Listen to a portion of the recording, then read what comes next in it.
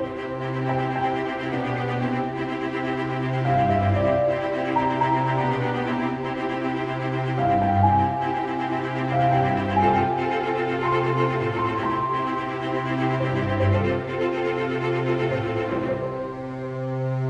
everyone and welcome back to Superboy Beyond, and after a few weeks of Beyond commentaries and then a comic review, we are finally returning to Superboy, and we don't have many episodes left.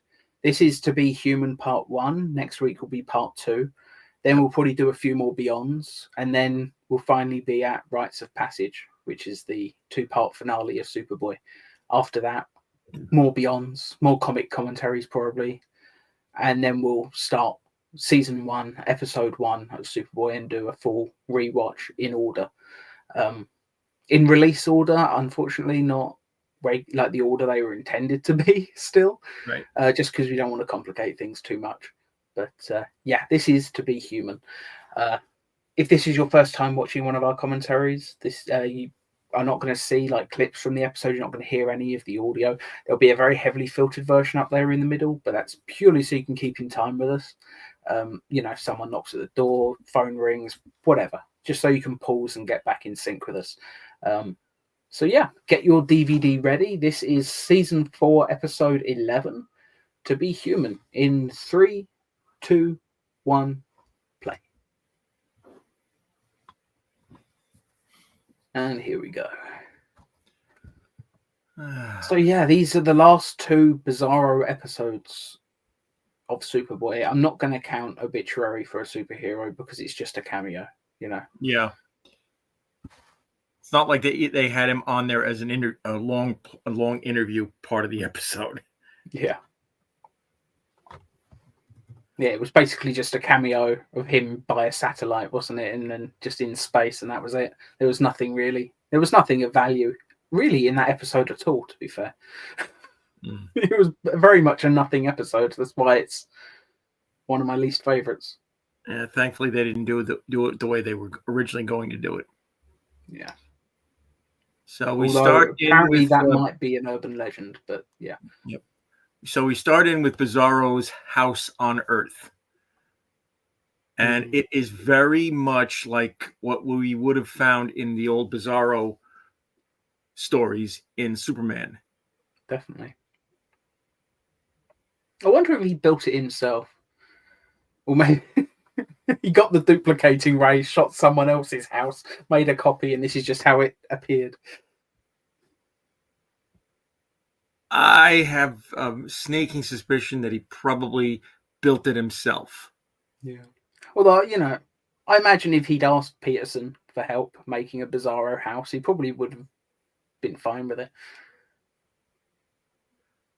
Let's face it, by this point, we know Bizarro's a good guy. He's just easily... Yeah, but I doubt that Peterson would have helped him with that, because Peterson was like, yeah, if I use the duplicator to create a house for you, it's going to explode. True. And yeah, Bizarro Kryptonite apparently doesn't work on anything but Bizarro Superboy. Because, let's face it, Lana is about to explode any second now. And, of course, the coffee looks like it was made out of motor oil.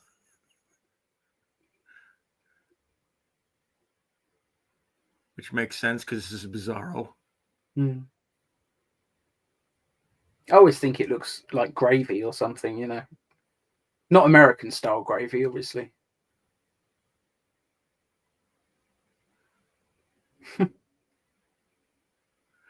And for eagle-eyed viewers who are watching this, they'll notice that between Season 3, Bride of Bizarro, and this episode, the actress playing Bizarro Lana has changed. Yeah, I was just thinking that. She doesn't seem like the same actress, but I don't know why they didn't just have Stacy play Bizarro Lana. Like, for a scene like this, it's not like you've got to have 2 Stacys on set. Yeah.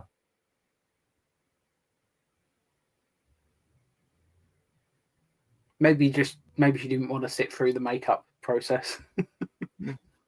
Who knows? That could be why the original actress didn't come back. Yeah.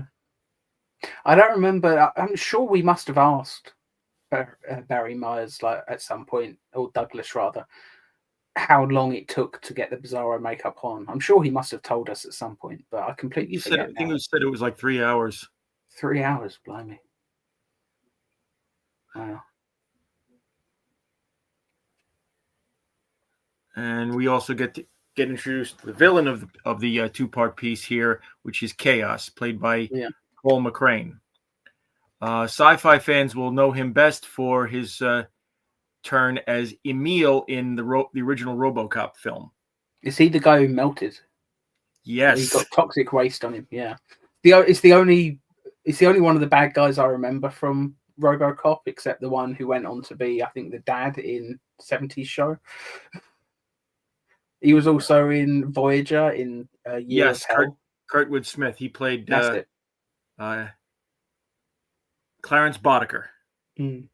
Yeah, I like one of the other thugs in his gang was Ray Wise. Yes, the guy. Yeah, I like Ray Wise as well. And he's also done his turn in the DC universe as well. He's in the DC universe. Where is he now? He played the voice of Perry White in the first version of Superman Doomsday. Cool.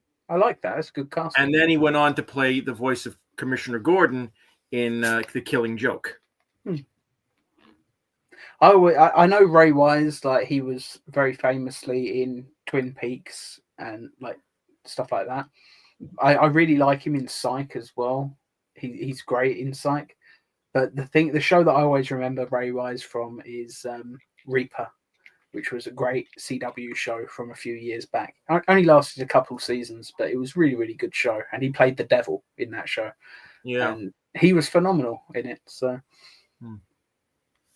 So yeah, Clark and Lana are, I guess they're on the case trying to work out what Chaos is going to do next.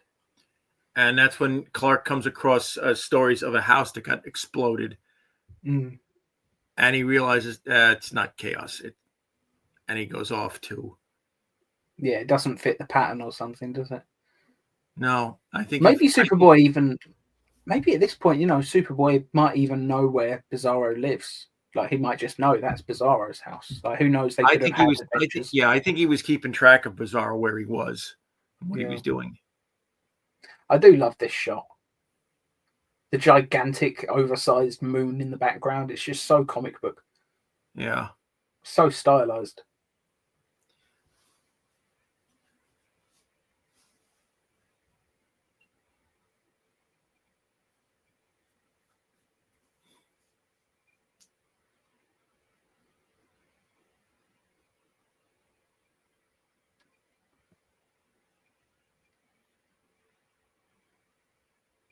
I do feel bad for Bizarro in this scene. And of course, we forgot to mention this 2-parter is written by J.M. DeMatteis. Yeah, one of the best writers on the show, and he's written a lot of great comic books as well. It's a great shot there of Superboy with his hand out like that. This episode has tons of iconic shots. Just already,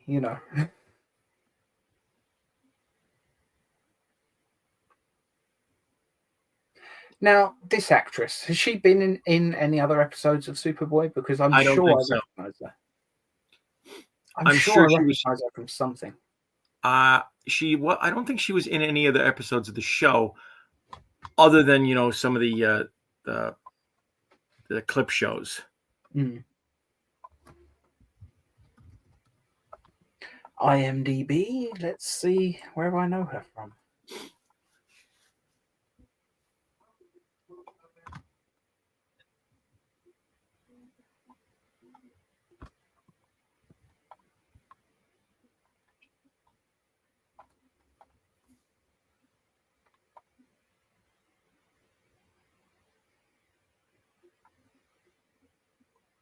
Apparently, she was in 3 episodes of Swamp Thing. Okay.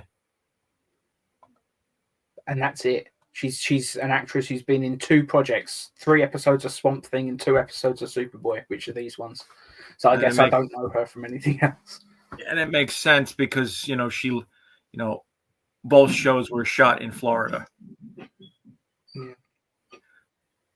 I thought she was very good in this. It's a shame she didn't, act in more. Maybe Florida doesn't have a particularly large film industry, but I would have thought they did, considering. I'm pretty sure MGM Studios used to have a big, full-on studio set up there, not just the theme park. Yeah, at the time, there was a large production facilities for a lot of the companies. Because look at all the direct to to syndication shows that they did at the time. Yeah, a lot of my favorite childhood shows were shot in Florida. I know Kenan and Kel was shot at Universal Studios, the theme park in Florida, because if you went at the right time, you had a chance to be in the audience. Yep. Thankfully, I was never that lucky with my childhood vacation times. I never got to do that. Well, I did get to see an episode of SpongeBob SquarePants before it actually aired, so that was fun. I didn't know what it was at the time, but I remember quite liking it.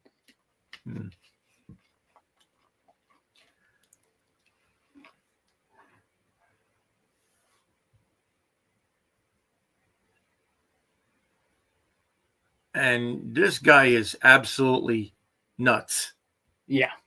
I love his lair with the TVs hanging from the ceiling and all of that. The giant glowing chaos on the wall is just so cool. Yeah.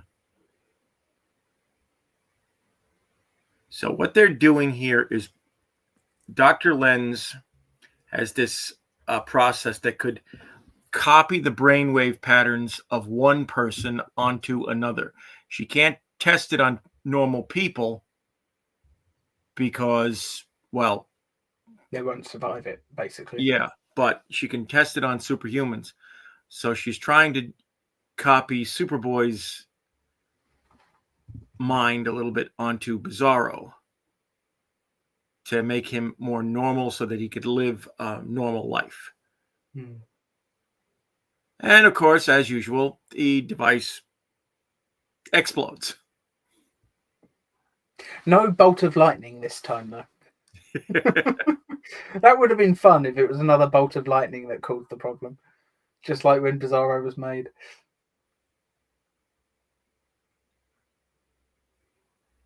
It's a shame it ultimately doesn't work, but never mind. Not going to bother with a spoiler warning because I'm sure everybody watching alongside us has seen this show before, probably multiple times.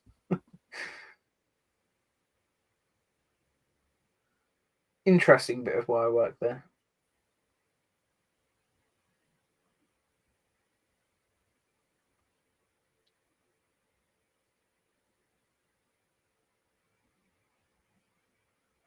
And now we get to hear Douglas Barry Meyers' actual voice.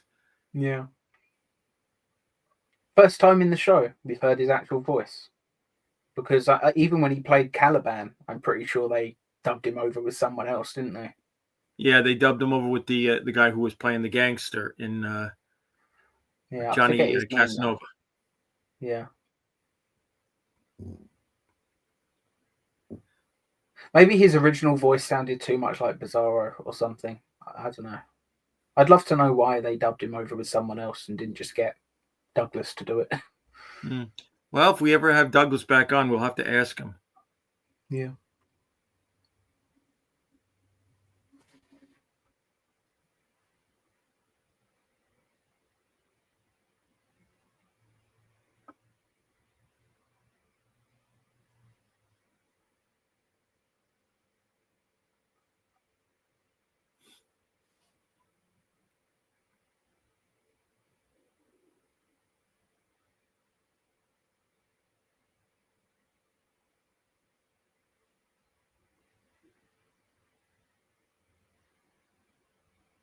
Well, it might be. I think it definitely might be something to worry about. Yeah.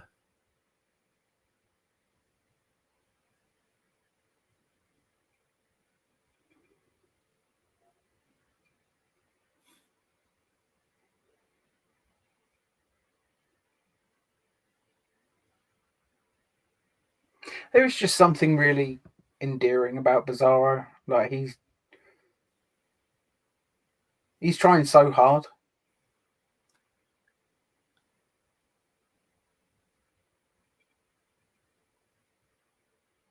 I quite like this music as well. Mm.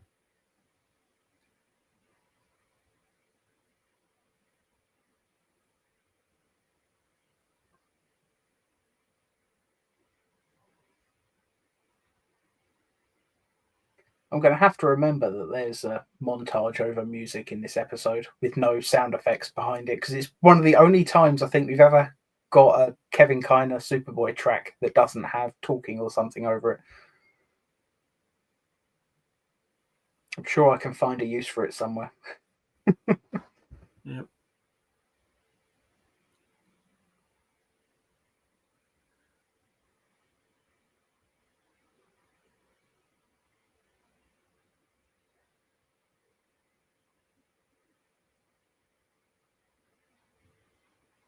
A little bit of sound effects, never mind. Yeah, here we have the reveal. Well, I guess not quite the reveal. Reveal to her, I guess. Bizarro now looks human. I love And this scene. here he comes. Yeah, I love this scene.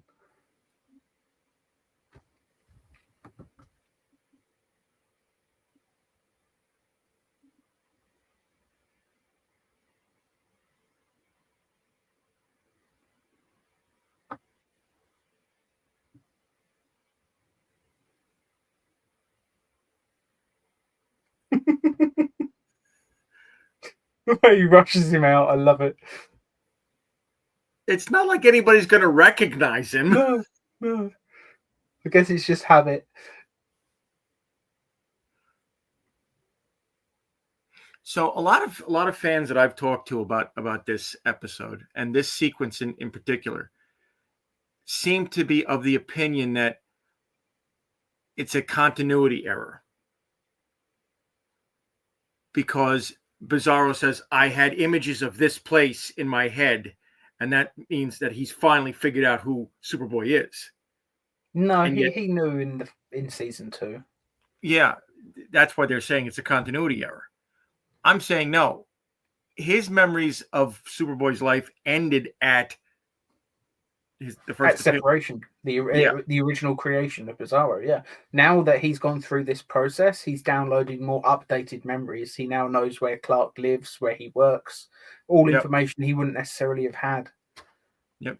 Because it's not like his memories are updating in real time. Like every time Clark does something, Bizarro gets a new memory. Like that's just not how it works.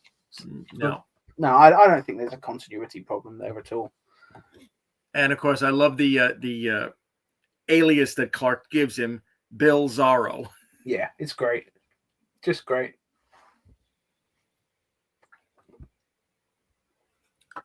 And again, another one of the headaches.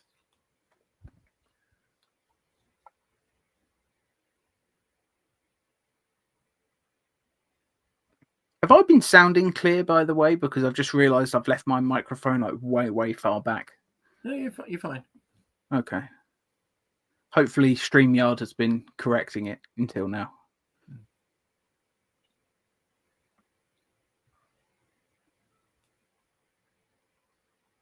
I like Chaos's car as well. They did a good job modifying it. I know they just added piping around the front and added, camouflage to it, but I did like that super change. The effect when they superimposed him flying up wasn't the greatest, but just the idea of, smoke fills the screen and then when it clears, he's Superboy. Just a great moment. This shot looks all right. I like that he actually went behind the traffic light as the traffic light moved in front. That was a nice touch.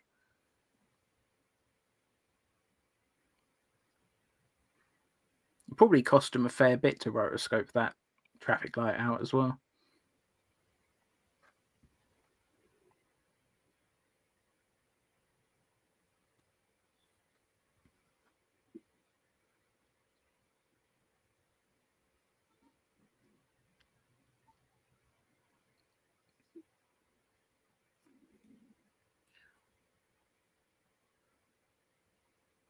I know there's a Batman villain named Anarchy, but I don't think it had been created at this point. Am I right? I think he was a more modern creation. I could be wrong. No, I think he was created in the 90s. I think probably right around this time.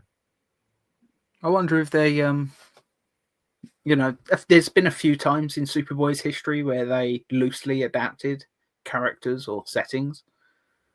I wonder if Anarchy was the basis for Chaos.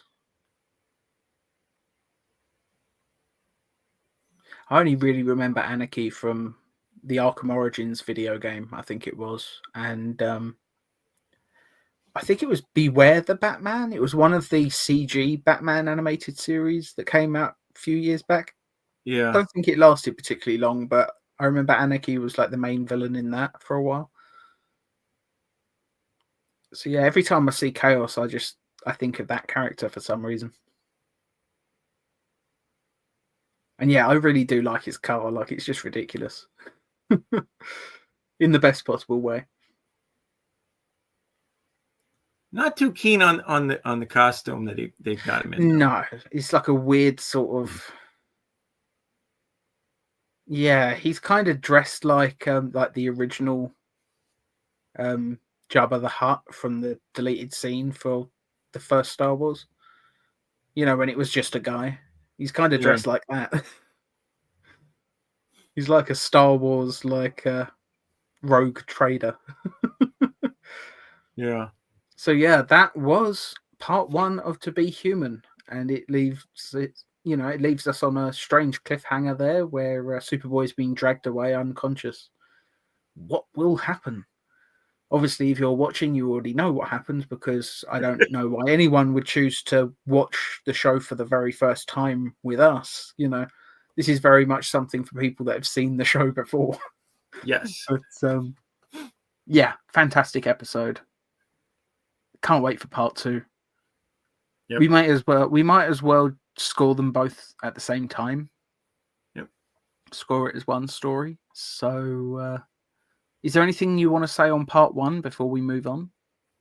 No, I think we've pretty much said everything else we can. Okay. Thank you all so much for watching. We'll see you next week with part 2. Goodbye.